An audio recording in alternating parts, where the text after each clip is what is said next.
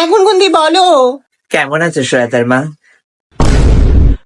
ও মা গুনগুন্দি, কি সুন্দর দেখাচ্ছে।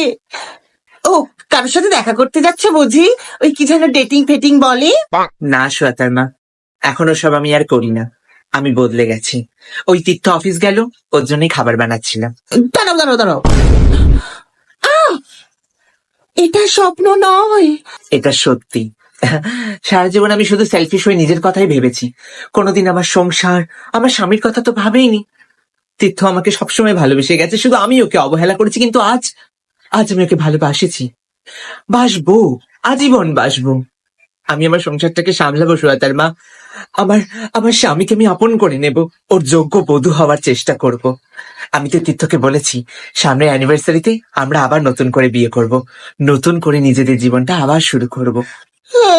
গুনগুন্দি, কতদিনের স্বপ্ন ছিল আমার। জানো শ্রেয়াতার মা, আমি না শিমুয়ের পায়েস বানানোও শুরু করেছি। আমি বানিয়েছি, তোমার জন্য নিয়ে আসি তাহলে। আসছি শ্রেয়াতার মা, টাটা।